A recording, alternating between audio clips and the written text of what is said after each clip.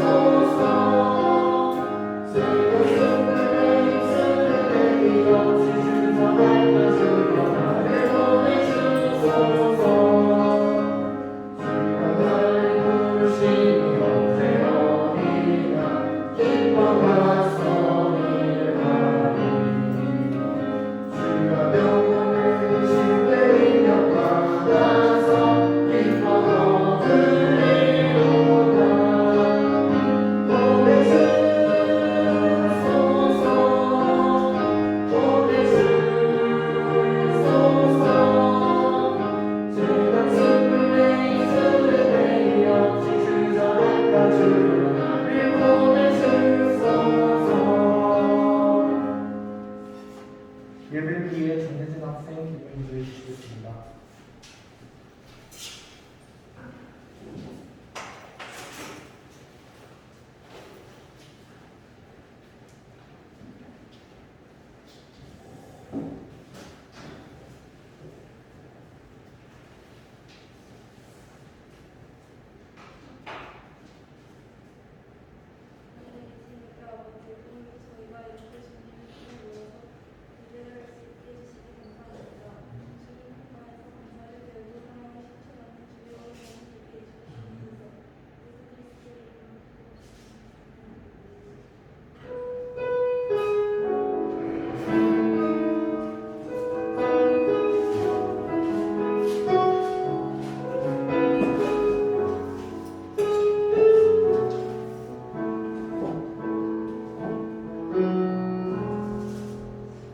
하나님 주시는 말씀을 보도하겠습니다. 사무엘상 3장의 말씀입니다.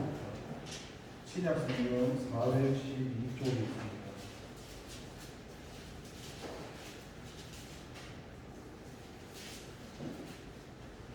신약 성경 412쪽 사무엘상 3장의 말씀입니다.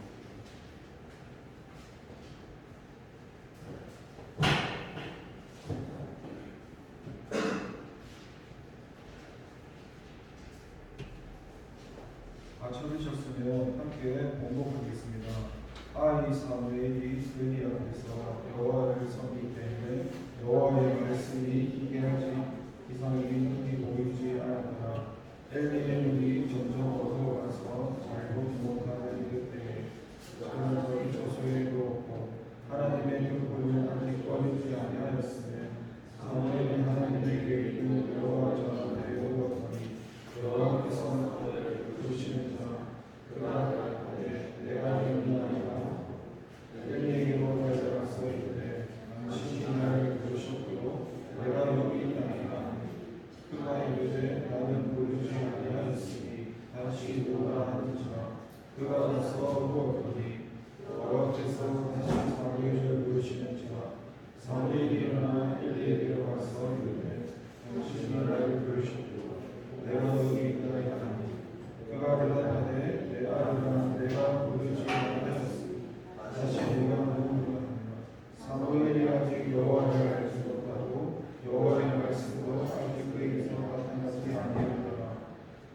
여호와께서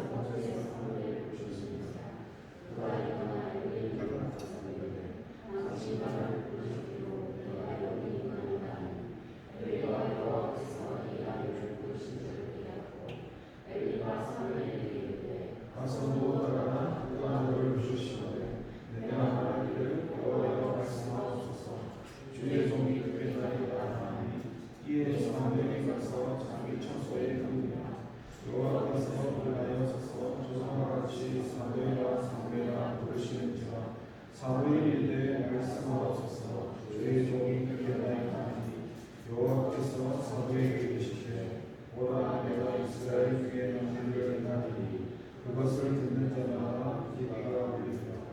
내가 엘리의 집에 대하여 말한 것을 처음부터 끝까지 그날에 그에게 다 이루리라. 내가 그의 집을 영원토록 평안하겠다고 그에게 말한 것은 그가 아는 죄악 때문이라. 이는 그가 자기 알고 있기 저주를 자청하되 동하지 아니하였습니다. 그러므로 내가 엘리의 집에 대하여 인사하기를 엘리의 집의 죄악은 몰라나 영원히 속죄하지 못하리라 하시라 하시더라. 사무엘이 아침까지 누웠다가 여호와의 집을 일어났으나 그 이상을 엘리에게 알게 하기를 두려워하니 엘리가 사무엘을 불러이르되 내 아들 사무엘아 하니 그가 대답하되 내가 여기 있나이다 하니 그가 이르되 내게 무엇을 말씀하셨느냐 저하노니 내게 숨기지 말라 내게 말씀하신 모든 것을 하나로 숨기며 하나님이 내게 벌을 주시고 또 내리시기를 원하노라 하였지라. 사무엘이 그것을 그에게 자세히 말하고 조금도 숨기지 아니하니 그가 이르되 이는 여호와시니 선하신 대로 하실 것이라 하나 사무엘이 자라매 여호와께서 그와 함께 계셔서 그의 말이 하나도 땅에 가지 다나서부터 예루살렘까지 온 이스라엘이 그의 여호와의 선지자로 쓰시는 기름 줄을 하였더라. 여호와께서 그에서 다시 나타나시되 여호와께서 집에서 여호와의 말씀으로 사무엘에게 가르치시니 아멘. 잠깐 기도합니다. 하나님 아버지 감사합니다. 하나님 우리를 사랑하셔서 이렇게 귀한 말씀을 주셨습니다. 이 시간 이 말씀으로 은혜를 나누고자 합니다. 성령 하나님 이 시간 말씀해 주시고 우리 안에 생명을 역사하여 주시옵소서. 감사드리고 예수님의 이름으로 기도드립니다. 할렐루야. 반갑습니다. 주님을 찬양합니다. 오늘 새로운 친구도 환영합니다. 오늘 이 사무엘상 3장의 말씀은 하나님께서 사무엘이라는 사람을 부르는 과정입니다. 부르심이죠. 하나님은 소명이라는 단어로 각 사람을 부르십니다. 하나님의 뜻을 이루시기 위해서 하나님의 말씀을 이루시기 위해서 하나님께 부르시는 것을 볼 수가 있습니다.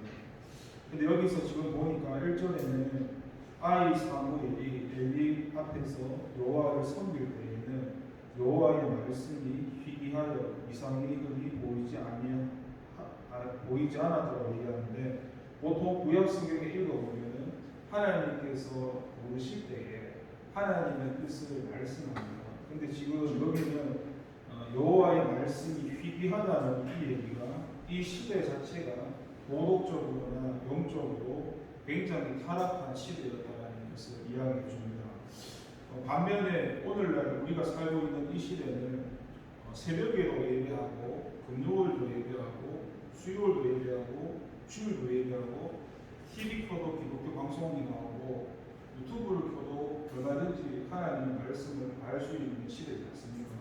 지금 여기 있는 사무엘 시대와 비교했을 때 굉장히 우리는 복된 시대, 말씀의 홍수처럼 그런 시대를 하나님 말씀을 쉽게 접할 수 있는데 살고 있지만 근데 지금 시대가 또 불행한 이유가 뭐냐면 말씀을 쉽게 접할 수 있는데 그런데 그 중에서 진짜 하나님의 말씀을 접하기 어렵다는 겁니다. 이게 무슨 말이냐면요. 하나님의 말씀은 하나님의 말씀인데 그 하나님의 말씀을 하나님의 말씀으로 이렇게 되어지는 게 아니라 어떤 세상의 가치 아니면 인본주의라든지 하나님의 말씀, 그냥 하나님의 말씀을 받아들여야 되는데 그냥 내 상황에 맞춰서 그냥 내 입장에 맞춰서 그렇게 하나님의 말씀을 대하는 시대. 그러니까 사실 있지 않습니까? 이 하나님의 말씀이라는 게 하늘의 가치, 하나님 나라의 가치로 된 게 하나님의 말씀이거든요. 근데 우리가 어떻습니까? 우리 육체라는 것이 하나님이 지으실 때에 흙으로 우리를 지으셨기 때문에 흙으로 지으셨다는 것은 우리 존재가 땅을 바라보는 가치로 살아가는 존재이기 때문에 그래서 우리는 늘 땅을 바라보기 때문에 말씀을 읽어도 하나님의 말씀을 듣지 아니하고 그 하나님의 말씀을 내가 한번 걸러가지고 땅의 가치로 바꿔가지고 받아들이는 거거든요. 근데 그렇게 되면 그건 하나님의 말씀이 될 수가 없습니다. 지금 시대가 그런 시대에 살고 있습니다. 하나님의 말씀은 말씀으로 그냥 받아들이는 게 정답이고 내가 이해가 되지 않는다면 하나님께서 깨닫게 해주실 때까지 가는 게 은혜죠. 그걸 깨닫게 하시는 분도 은혜인데 우리는 이 지금 아이 사무엘과 비교했을 때는 굉장히 좋은 시대에 살고 있습니다. 하지만 어떻게 보면 굉장히 불행한 시대에 살고 있다는 사실을 알고 여러분들이 저도 마찬가지고 누구나 처음에 말씀을 읽을 때는 하나님의 말씀으로 대하지 않고 내 상황에 맞춰서 내가 좋아하는 구절만 체크를 해서 그게 하나님의 말씀이라고 편협하면서 그러니까 전체 후속사를 모르면 그런 일이 생기거든요. 전체 하나님께서 구원을 이루어 가시는 후속사라고 하는데 그 후속사를 모르면 그냥 그 본문의 한 문장만 가지고 하나님이 이런데 하나님이 무섭네 하나님이 나쁘네 이렇게 되어버리시거든요. 그런 부분은 과정이니까 알고 계셔야 되고 2절의 얘기를 말씀 읽어보니까 엘리의 눈이 점점 어두워가서 잘 보지 못하는 그때에 그가 자기 초소에 누워보라고 말합니다. 여러분 우리가 이 영안이라는 게 열려있지 않으면 하나님을 기쁘시게 할 수가 없습니다. 1차적으로 여기서 얘기하는 눈이 우리 눈처럼 보이는 이 눈을 가리키지만 사실 이 본문은 우리 보이는 눈도 마찬가지고 우리 속사람의 영의 눈도 같이 포함되는 겁니다. 그러니까 성경에 보면 뭐합니까?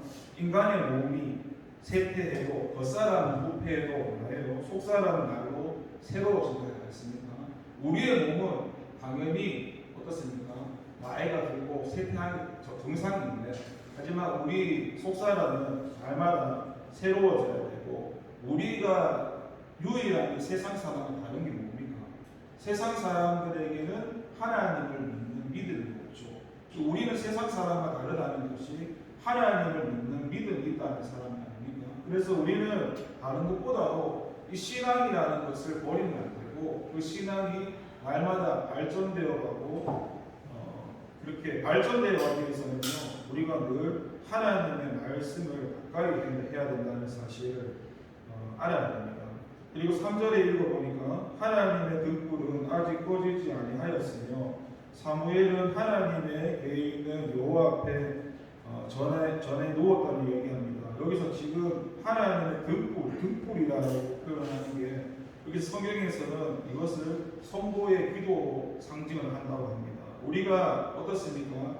말씀도 읽어야 되지만 주님 앞에 기도해야 됩니다. 그런데 그 기도라는 것이 무작정 내가 어떤 기도를 하는 게 아니라 그 기도를 통해서 기도는 내 뜻을 이루는 게 아니라 내 주인이 하나님이고 내 주인이 왕이 하나님이라는 것을 인정하면서 그 하나님의 뜻을 구하고 하나님 이럴 때는 어떻게 해야 될까요? 물으면서 나가는 게 기도입니다. 원래 처음에 잘 모를 때는 육신적인 것을 구합니다. 하나님 돈도 주시고 잘 되게 해주시고 뭐 그렇게 기도해야 됩니다. 왜냐하면 그런 과정이 필요합니다. 그런 과정 속에서 내 기도를 들어주시는 하나님을 체험을 해야 됩니다. 이게 잘못된 것이 아니라 여러분들도 돈 필요하면 돈 달라 하고 문제가 생기면 문제 해결해달라 하고 아프면 낫게 해달라고 해야 됩니다. 그런데 문제는 거기서 머무르는 게 문제입니다. 거기서 더 발전되어서 그 과정에서 하나님을 만나고 이제 하나님이 나의 기도를 들으시는 뿐만 아니라 나의 삶의 주인 되시는 그 하나님을 지금 말씀 가운데 만나야 되죠. 그래서 여러분도 처음에는 육신적인 기도를 하든 무슨 기도를 하든 많이 하시고 저 같은 경우에 처음에 훈련할 때는 하루에 100번씩 물었습니다. 100번씩 물으면 내 생각할 수 있는 시간이 별로 없습니다. 말이 100번이지 하루에 100번 물으려고 하면 계속 물어야 되거든요. 그것도 1차적으로 훈련 가운데 하는 것도 하나님이 아시고 훈련 가운데 하다 보면은 하나님께서 체험도 시켜주십니다.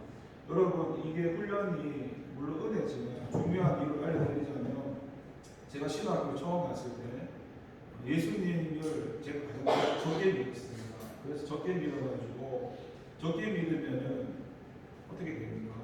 상종을 안 하거든요. 대부분 30년 믿고 40년 믿고 50년 믿었는데 이제 감 믿은 사람이 신학교 오니까 하나 뭐 성경도 잘 모르고 아무것도 모르는데 인간 취급을 받겠습니까? 이제 그게 인간 기준이죠. 근데 이제 훈련을 하면서 저는 이제 계속 원수 훈련을 하면서 하나님께 계속 묻는데 이제 30년, 40년 믿는 분들이 저한테 얘기를 하시더라고요. 하나님께 왜 묻냐고 이렇게 얘기하더라고요. 뭐하러 묻냐고 신기하죠. 그러니까 기도라는 말은 익숙한데 내가 묻는 것도 기도랑 마찬가지 말이거든요. 그러니까 어떻게 보면 내가 하나님께 늘 구하는 기도만 하던 사람은 내가 하나님께 묻는다는 얘기를 잘 모르거든요. 내가 주인이라 살아가는 기도하니까. 어땠죠? 저는 그게 이해가 되든 안 되든 계속 물었고 일단 저는 이제 은혜가 뭐 순종하고 나왔잖아요. 그분들은 오래 믿었지만은 뭐 그렇게까지 할 필요가 있느냐. 불순종을 하는 겁니다.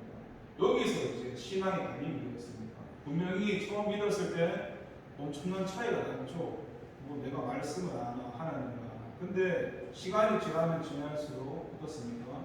하나님을 순종해야 할 수 있거든요. 이게 성경을 기본적으로 당연히 알아야 되고 아는 거는 믿음이 아니고 머리로 아는 지식이 뿐입니다. 머리로 아는 지식은요. 성경에서 뭐라고 얘기합니까? 비가 바람이 불고 비가 내리면 어떻게 돼요? 무너져 버리거든요. 그렇죠? 근데 결국 하나님과의 관계성 속에서 순종하는 게 믿음입니다. 여러분 믿음이라는 단어에는 늘 순종이 따라가는데 머리로 아는 믿음은 지식이지 믿음이 아닙니다. 머리로 아는 사람들은 언제든지 하나님을 전할 수 있고 문제만 생기면 100% 하나님을 머리로 가버립니다. 그러니까 하나님을 안다는 것은 머리로 아는 걸 말하는 게 아니라 관계성 속에서 그 하나님께 순종하면서 우리 은혜에 그렇게 하나님을 아는 것을 하나님을 아는 거라고 얘기합니다. 여러분도 말씀을 읽으면서 이렇게 하나님께 많이 물으시면서 꼭 순종으로 나가시기 바랍니다. 그게 순종이 있지 않습니까? 하다 보면 여러분하고 하나님하고 채널이라는 게 생겨집니다. 채널이 생겨지면 나중에는 하나님이 내한테는 주로 이렇게 말씀을 하시는구나. 물론 100% 응답은 힘들겠지만은 그래도 하나님이 이렇게 내한테 응답을 해나가시니까 어느 정도 그 채널이 되어집니다. 그래서 그렇게 그때부터는 이렇게 기도를 하며 처음에는 잘 익숙치가 않은데 자꾸 이렇게 시행착오를 하다 보면은 이제 그 말씀을 듣는 것도 주님께서 말씀하시는 게 그렇게 쉬워지니까 그런 훈련들을 100번 묻는 게 쉽지는 않으니까 하루에 10번이라도 꾸준하게 물으시면서 묻는 게 기억이 안 나면 종이에다가 A4 용지에다가 그냥 묻고 싶은 말을 적어놔둡니다. 그냥 무엇을 먹을 것부터 시작해서 누구를 만날 것부터 시작해서 뭐 어떤 말을 할 것부터 시작해서 그런 내용을 적으면서 보면서 해도 상관없습니다. 예, 그리고 이 3절 우리가 역시 기도를 해 나가야 된다는 거. 그리고 이 사람이 뭡니까? 여호와의 전에 누웠다는 것입니다. 이게 아까 제가 얘기한 대로 이 사람은 늘 하나님의 말씀을 가까이 하고 있었다는 사실이 지금 여호와의 전 앞에 누워 있었다는 말입니다. 물론 여기서 가리키는 것이 지성소를 의미하는 아닙니다. 지성소는 대제사장이 1년에 한 번 들어가는 겁니다. 그런 뜻으로 말하는 것은 아니고 그만큼 이 사람이 하나님의 말씀을 가까이 하고 살았다는 그런 의미입니다. 그리고 4절부터 보면은 여호와께서 사무엘을 부르고 그 다음에 6절도 보면은 또 사무엘을 부르고 그 다음에 8절에 사무엘을 부르고 여기까지 3번 불렀다가 10절에 보니까 또 부르습니다. 총 4번을 부릅니다. 여호와께서 사무엘을 부르고 내가 여기 있나이다. 6절에 다시 여호와께서 다시 사무엘을 부르고 또 부르지 않습니까? 그리고 8절에도 부르고 10절에 총 4번을 부릅니다. 중요한 것은 뭐냐 하면은 하나님이 사무엘을 부르는 시점이 사무엘이 어떻습니까? 지금 아이 사무엘이지 않습니까? 그리고 이 사람이 중요한 것은 자기에게 맡겨진 일을 충실히 하고 있을 때 하나님께서 부르셨습니다. 그게 뭡니까? 이 사람은 자기에게 맡겨진 일을 지금 우리는 사람마다 다 다른데 저는 직분이 종사고 각각 직분이 있지 않습니까? 자기에게 맡겨진 주님 말씀하시잖아요. 작은 일에 충성하는 자에게 그러니까 하나님의 기준에는요 크고 작은 일이 없거든요. 여러분이 보실 때는 제가 여기 서 있으니까 여러분보다 더 큰 일을 하는 사람처럼 보일지는 모르겠지만 그것은 세상 기준이고 하나님 기준에서는 제가 여기 있어 있든 여러분이 여기 앉아 있든 상관없습니다. 주어진 일에 똑같이 감당하며 하나님께서는 똑같은 상급으로 대하시거든요. 마찬가지로 이 사무엘도 자기에게 주어진 일을 준하게 하고 있을 때 하나님께서 찾아오셨다는 사실을 알 수 있습니다. 그리고 지금 여기 5절에 보니까 하나님이 처음에 사무엘을 부르셨을 때 이 사람이 하나님의 음성을 처음 들으니까 엘리에 가서 하나님이 불렀는 줄 모르고 이제 이 엘리가 나를 불렀다고 생각하면서 찾아갔습니다. 그러니까 여러분 이게 우리가 믿음이나 신앙이 어리면 하나님의 음성을 들어도 하나님의 음성을 듣지 않고 그것을 사람이 불렀다고 생각할 수도 있습니다. 저 같은 경우에도 처음에 하나님을 만났을 때 하나님을 부르셨을 때 저도 하나님이 불렀는지 몰랐습니다.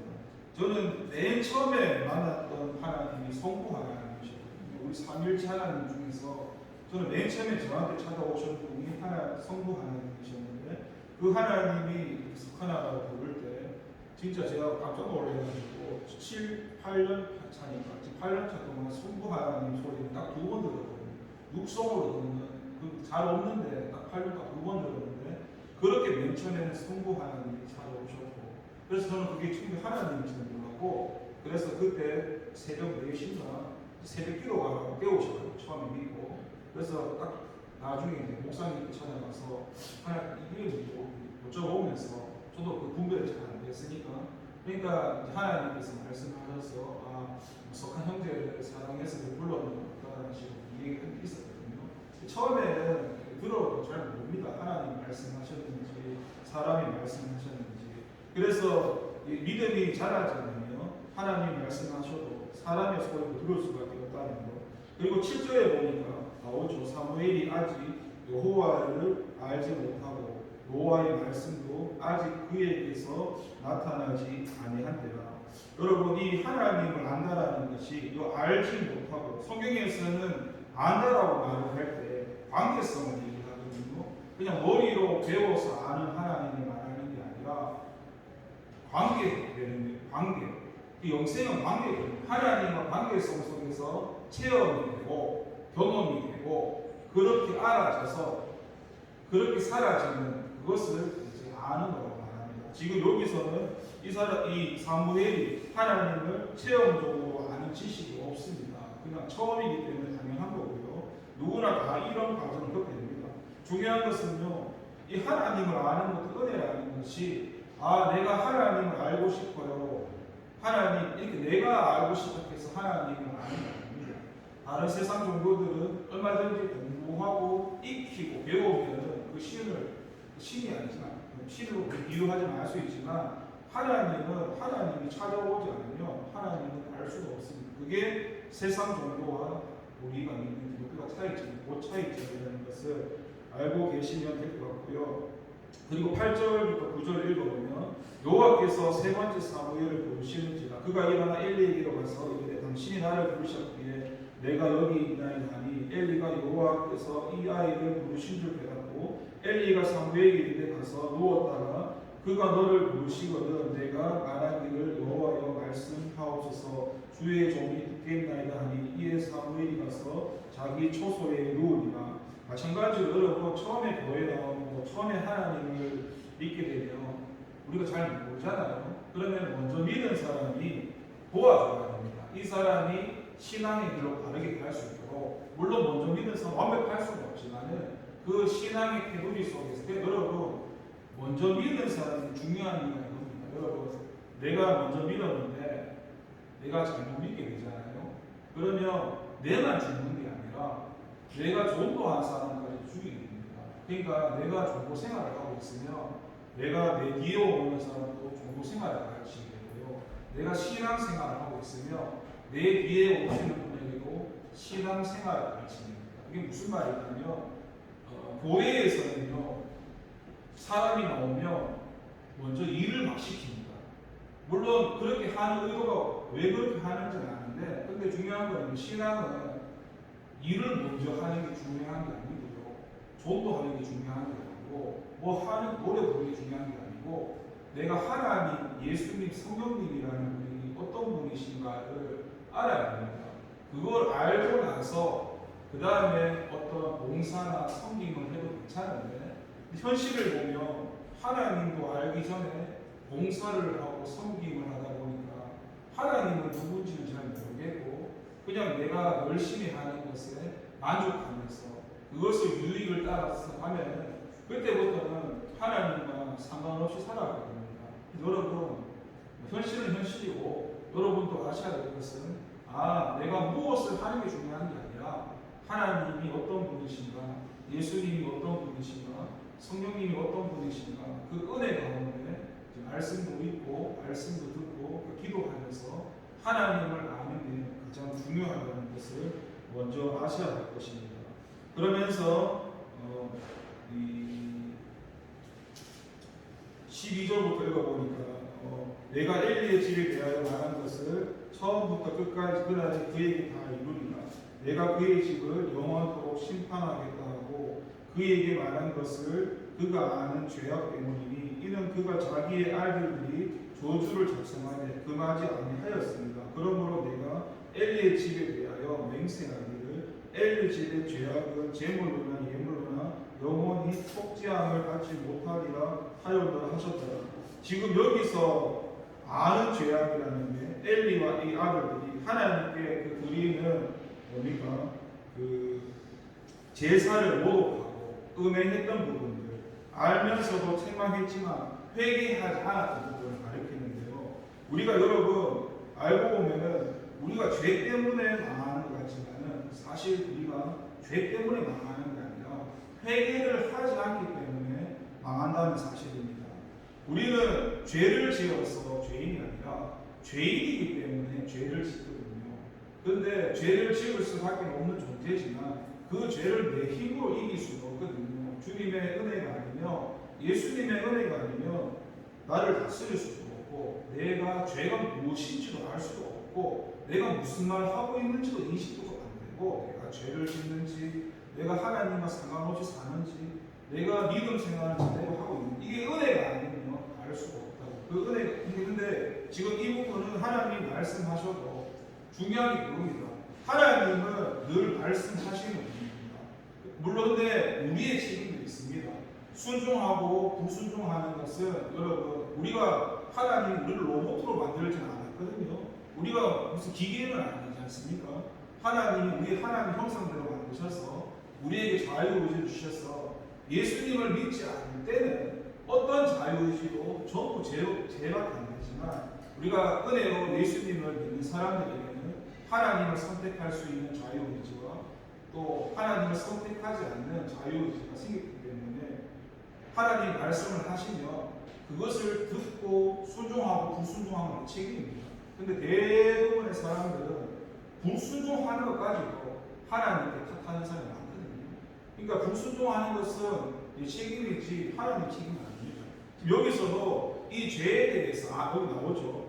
아는 죄악 때문이니 아는데도 회개를 하지 않는다는 거예요. 여러분 근데 재미있는 게요. 여러분이 보실 때는 아는데 회개하지도 않으면 그 바보 아이가 그렇게 생각할 수 있죠. 근데 그렇지 않습니다. 왜 여러분 아는 죄, 내가 죄 짓고 있는 것을 은혜로 아는데 왜 회개 안 하는 줄 알까요? 회개를 못하는 이유는요, 내가 하나님 앞에서 내 옳음을 주장하기 때문입니다. 예수님을 믿는다는 것은 내가 없고 주님만 사시는데, 근데 1%라도 내 생각이나 내 주장이나 내 인식이나 내 의식이나 내 옳음이 있잖아요. 그러면 그것을 하나님 앞에 내 의를 내세웁니다. 하나님의 의와 내 의가 다르거든요. 원래 성경에서 말하는 하나님의 의는 관계성 속에서 하나님이 말씀하시며 그 말씀에 순종하는 게 우리의 의고요. 우리의 의는 그렇게 이루어질 의인데, 또 다른 의가 뭐냐면 하나님 앞에서 내가 주인 되어서 나를 내세우는 의입니다. 그게 하나님 보실 때 이사야서에 보면은 더러운 행주, 벌레 같다고 자기 의에 대해서 그렇게 표현하거든요. 우리는 전적인 은혜로 구원을 받았는데 하나님 앞에 아무것도 내세울 수 있는 게 없습니다. 그래서 하나님만 자랑하라고 말씀하지 않습니까? 그래서 마찬가지로 이들이 이게 자꾸 불순종하다 보면요, 한번 불순종하는 게 이게 나중에는요 진짜 당신의 과잉을 맡게 됩니다. 처음에 겸손을 조금 내가 낮아진 처음 믿었는 상태에서는 하나님이 좀 두렵기도 하고 하나님을 좀 알고 싶기도 해서, 그래도 그런 마음 가운데 알고 싶기가, 그러니까 하나님 편에서 하나님을 아는 신앙 말고 그냥 궁금해서 호기심 때문에 하나님을 알고 싶은 그런 신앙 때문에라도 그런 마음 가지고 처음에 하나님께 나가거든요. 근데 그것이 진짜 하나님 편에서 하나님을 아는 그 상태로 나가지 않으면 아까처럼 내가 원하는 기도에서 머물러 버리면은 나중에는 내 기도 안 들어주시면은 그렇게 하나님을 이해하면서 하나님이 멀어지게 된다. 그래서 내가 딱 이렇게 손을 매겨서 이게 하나님 말씀 받아들이지 않고, 내하고 이게 좀 맞네, 그럼 순종을 하고, 내하고 좀 안 맞네, 불순종하고, 이거는 순종이 아니거든요. 근데 사람들은 그렇게 하는 것을 순종이라고 여기기 때문에 그것도 세상 기준이죠. 그러니까 하나님하고 전혀 상관없는데 자기는 순종하고 있다고 생각하니까 큰 착각 속에서 살아갑니다. 여러분이 이 불순종하는, 창세기 보시면 아시겠지만 불순종 한번 하는 게 엄청난 죄입니다. 우리는 저 이상이 사람 누굴 다 죄지는데 하나님 말씀은 불순종 한번 할 수 있죠, 이렇게 말씀할 수 있고, 그건 인간 기준이고, 하나님 편에서 불순종하는 것은 여러분 하나님과의 관계가 깨어지는 겁니다. 깨어진다는 것은 상관없다는 겁니다. 그래서 불순종하고 싶어 이런 마음이 들 때, 이 마음을 주는 건 하나님이 주는 게 아니라 사단이 주는 거구나, 귀신이 주는 거구나, 하나님과 내 자신과의 관계를 깨뜨리기 위해서 그렇게 사단이 속삭이는구나, 이렇게 생각을 하고 예수의 이름으로 귀신 앞에 나가라, 예수의 이름으로 사단 앞에 나가라, 이렇게 예수님이 주신 권세를 사용해야지 그냥 맹하게 있잖아요. 그냥 그렇게 하면 가만히 있으면 어떻게 하죠? 이길 수도 없고 끌려갈 수 없습니다. 우리는 예수님이 주신 권세를 늘 사용해야 됩니다. 내 생각이나 내 마음이나 내 감정을 훔칠 때 그걸 내가 억지로 참아야지. 여러분, 신앙은 참는 게 아니거든요. 신앙은 참는 사람은 변화되지 않습니다. 인정하고 돌이키고 회개하는 사람이 변화되는 거지, 내가 막 내 힘으로 끝까지 참아야지, 내가 전도사를 참고 내가 누군데, 이거는 신앙이 아닙니다. 이해되시죠? 내 모습을 인정하고, 하나님 이것도 내가 내 마음 하나를 다스릴 수 없습니다, 하나님 좀 도와주십시오, 이렇게 마음으로 나가야, 하나님 의지하고 나가야 변화되는 거지. 그런 것을 아셔야 할 것입니다. 그리고 지금 15절에 보니까 사무엘이 아침까지 누웠다가 여호와의 집에 문을 열었으나 그 이상을 엘리에게 알게 하기를 두려워하는 거죠. 앞문장에서 사무엘이 아침까지 누웠다, 이제 하나님께서 이 어린 사무엘을 선지자로 세우시는데, 이게 뭐냐면요, 이렇게 생각하시면 됩니다. 지금 제가 예수님을 알지 못하다가 세상적으로 살다가 하나님이 저를 부르셔서 지금 전도사로 일단 세워나가지 않습니까? 그러면 사람이라는 게 어떠냐면, 사람은 세상에 그렇거든요. 사람은 자기의 위치나 신분이나 이렇게 변화 바뀌면은 초심을 잃게 됩니다. 이해됩니까? 처음에는 하나님이 나를 전적으로 구원했었다. 거기에만 너무 감사해서 내가 주님을 위해서 목숨도 드리겠습니다. 이런 소리 하다가요. 근데 그게 계속 가는 게 아니라 가면 좋은데 내 환경이나 뭐가 바뀌어서 잘 되어지면은 여전히 그 마음으로 가면 좋은데 변화되고 이렇게 변질되는 경우가 많이 생깁니다. 근데 지금 이 사무엘의 모습은 여전히 그대로입니다. 똑같이 자기가 하고 있는 일을 집까지 누웠다가 여호와의 집을 문을 열면서 여전히 자기가 원래 하고 있던 일을 꾸준하게 하고 있다는 것입니다. 여러분, 우리도 이처럼 하나님이 우리의 모습 가운데 은혜 주셨으면 우리도 이렇게 물론 내 힘으로 되는 건 아니겠지만 변질되어서는 안 됩니다. 저 역시도 처음에 예수님을 믿고 그 초심을 물론 내 힘으로 안 되지만 저는 이제 그렇게 했었거든요. 인터넷에 보면은 예수님이 십자가에 못 박히는 그런 그림이 있잖아요. 그런 그림을 티셔츠에 박아서 그것을 제가 신학생 동기분들한테도 선물을 하면서 그래서 예수님이 나를 위해서 죽으셨다 하는 거를 이거 은혜를 좀 잊지 않기 위해서 그렇게 하면서 또 그때 그 목걸이도 그냥 맞췄거든요. 그냥 내 혼자 그렇게 다른 의미는 없고 그래서 저 역시도 이제 지나오면서 그런 마음을 가졌는데 이게 언제 이렇게 좀 변질되냐 보니까 그냥 아예 아무것도 모를 때는 사람이 변질되지가 않는데 하나님이 은혜를 주고 만나주고 하다 보면요 갑자기 교만해지기 시작합니다. 그냥 아무것도 모르면 교만해지지가 않는데 자꾸 은혜를 주고 체험을 시켜주고 경험을 시켜주고 그게 그 교만해주라고 은혜 주는 게 아니거든요. 하나님이 믿음이 없으니까 체험시켜주는 것은 믿음을 주시면 체험시켜주는데 그 하나님의 뜻을 모르고 아이고 내가 하나님을 많이 만났어.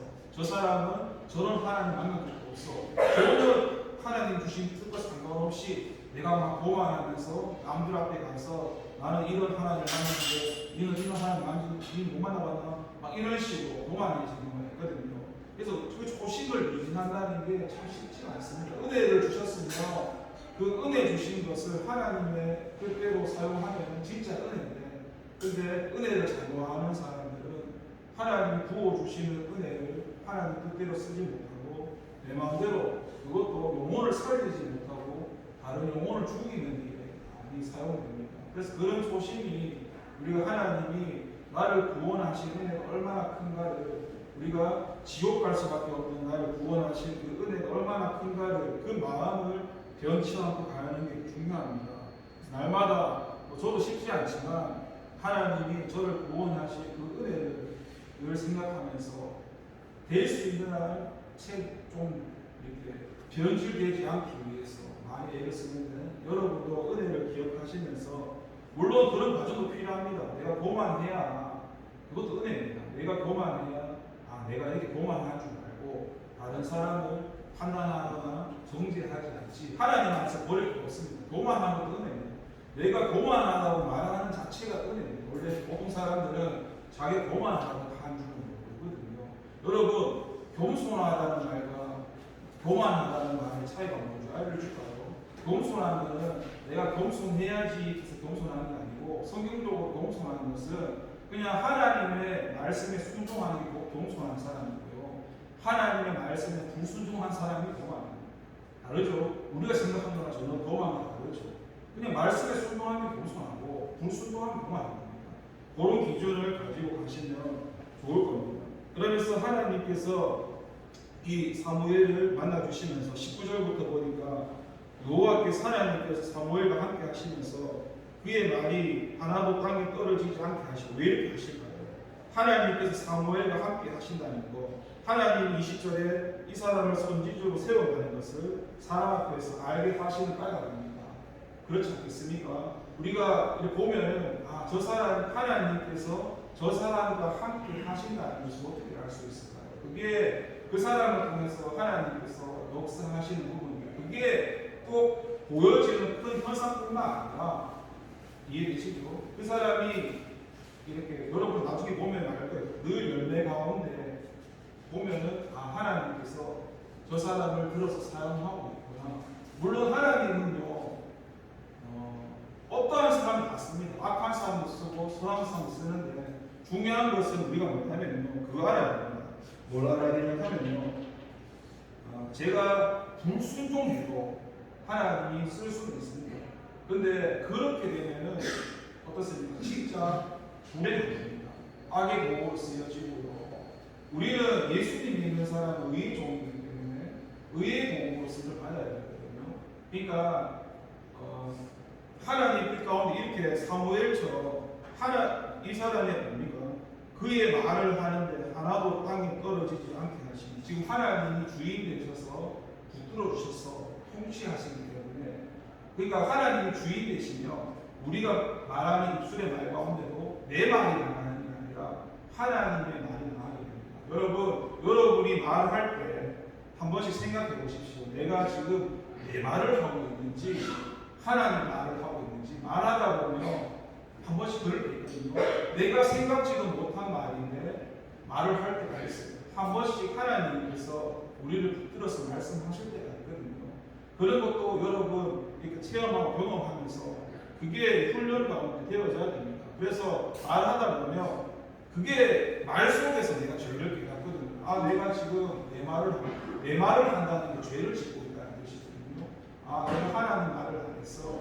내가 실수하고 있었구나. 이런 것도 경험하면서 하나님께서 우리를 다스려 주시고 붙들어 달라고 우리가 함께 해나갈 것입니다. 오늘 이 사무엘의 모습을 보면서 마찬가지로 하나님께는 다 다르지만은 우리 가운데 소명 주셔서 소명이 부르셨잖아요. 근데 여러분 부르심에 대한 것도 중요한데 보내심도 중요합니다. 부르심이 소명이라면 보내심이 사명이거든요. 그러니까 불러서 보내는 겁니다. 이해되시죠? 소명, 불러서 사명, 보내는. 근데 여러분 사람들이 이 부분을 헷갈려 하는데요. 하나님 우리를 부르셨잖아요. 근데 부르셨다고 해서 우리가 마음대로 하나님 일을 하면 안 됩니다. 이해되시죠? 그러니까 우리를 부르셨다는 것은 나를 부르신 분이 하나님이고 그러면 나를 보내신 분이 하나님이잖아요. 그러면 그 부르신 하나님의 뜻대로 가야지 사명이 합시고 그것을 내가 내 마음대로 하나님의 뜻을 이뤄가면 그것도 그 부르심에 대한 우리가 뜻을 쉽게 말하면 죄를 지는 부분이니까 늘 나를 부르신 분은 하나님이시며 그 부르신 하나님의 뜻대로 사명도 감당해야 되는 것을 기도하면서 여러분에게 각자에게 주신 달란트가 있을 겁니다. 음성이는 피아노를 치고 여러 각자 분야가 있는데 그 분야도 하나님의 뜻 가운데 하나님을 기쁘시게 할 수 있는데 기쁘게 쓰일 수 있도록 우리가 개방하는 것도 필요하겠죠. 정말 기도하겠습니다. 하나님 아버지 감사합니다. 오늘 어린 사무엘을 부르시는 그 과정을 부릅니다. 마찬가지로 하나님께서 하나님 때에 우리를 부르셨을 때 우리가 처음에 하나님이 부르신지 잘 알지 못할 때가 있습니다. 하지만 주님께서는 인격적인 분이시기 때문에 한 번 말씀하시고 두 번 말씀하시고 세 번 말씀하시고 오늘 네 번까지 말씀하셨습니다. 인격적으로 익숙치 않은 우리에게 끝까지 말씀하시면서 우리를 주님의 그 뜻 가운데 우리를 불러주심으로 하나님의 뜻을 이루어나가는 걸 볼 수 있습니다. 그래서 이 사무엘뿐만 아니라 우리와 함께 하셔서 우리를 통해서 하나님의 말씀, 하나님의 뜻을 이루고 그 말을 하게 하십니다. 하나님 우리에게 주신 그 은혜를 기억하시고 하나님이 주신 그 은혜를 헛되게 여기지 아니하고 은혜 가운데 은혜 될 수 있도록 주님 우리를 붙들어 주시고 함께 하시옵소서. 감사드리고 예수님의 이름으로 기도를 드립니다. 찬송가 50장 하겠습니다.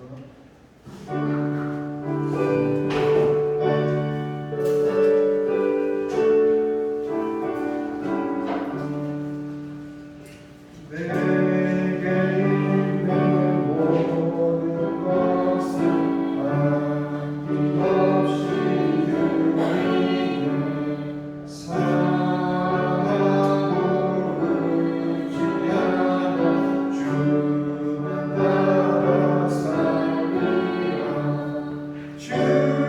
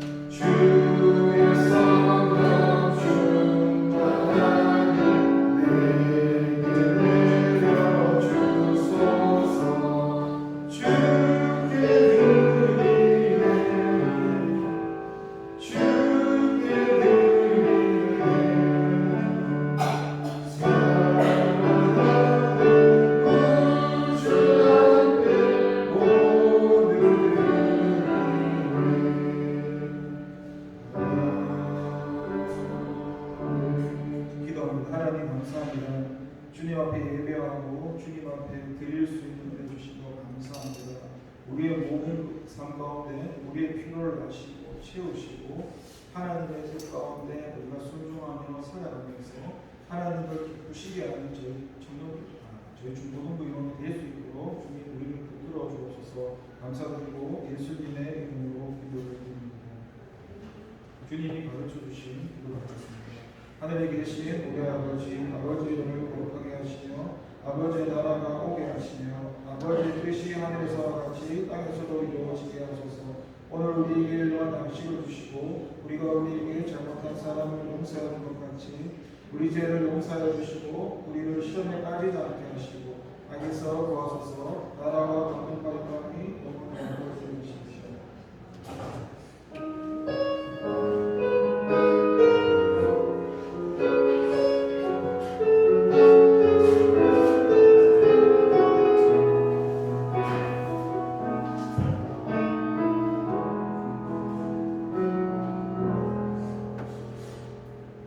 또 자리에서 일어나 사모님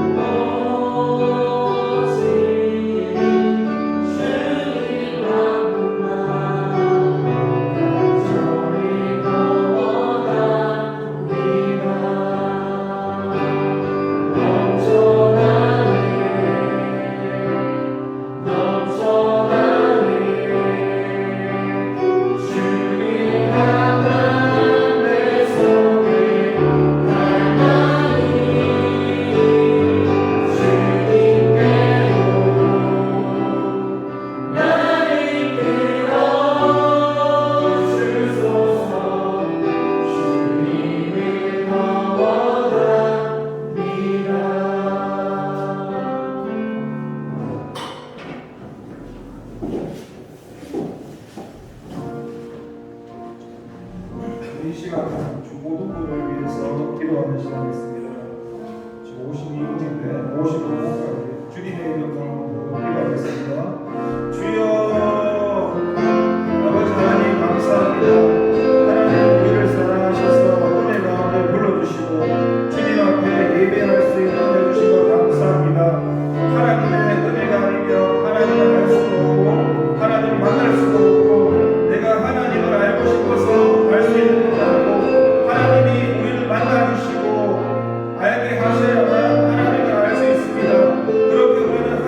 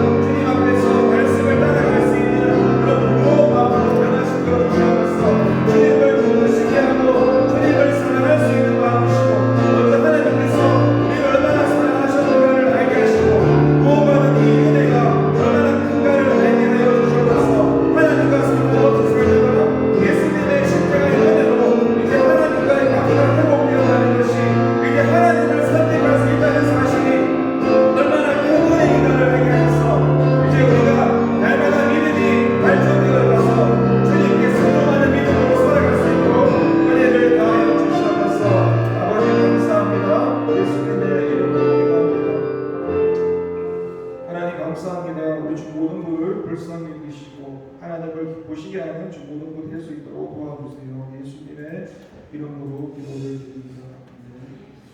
광고를 하자면 날마다 잘 읽혀지지는 않겠지만 하나님은 우리에게 항상 은혜를 주시는 분이고 우리를 사랑하시는 분이니까 삶 가운데 어디 있든지 그 은혜와 사랑을 좀 느꼈으면 좋겠습니다.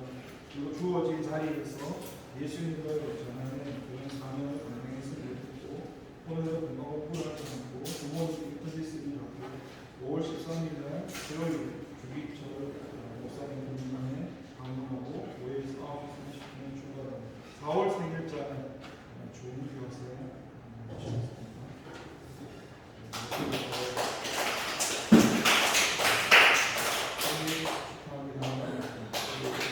찬송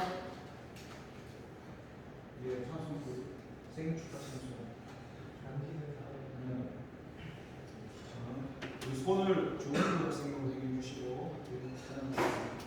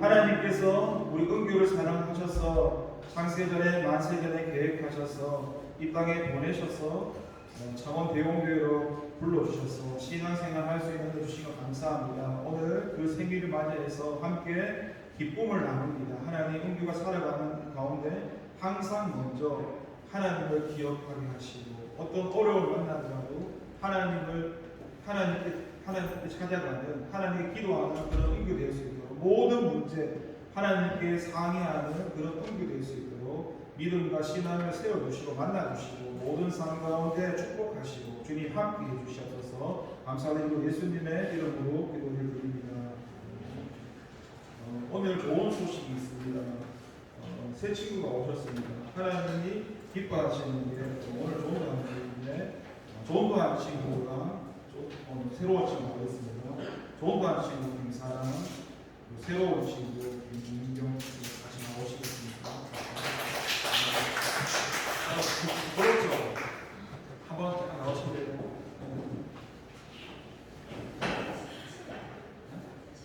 새 친구 아니에요? 처음 보시는 이걸 받아가지고 주셔가지고 서비스로 먼저는 좋은 친구 김사랑입니다. 축하합니다. 김민경 친구 이제는 다시 오셨으면 이제 잘 정착해서 그분이 다녔으면 좋겠습니다. 그러면 찬송이 있나요? 축복의 도움 드리겠습니다.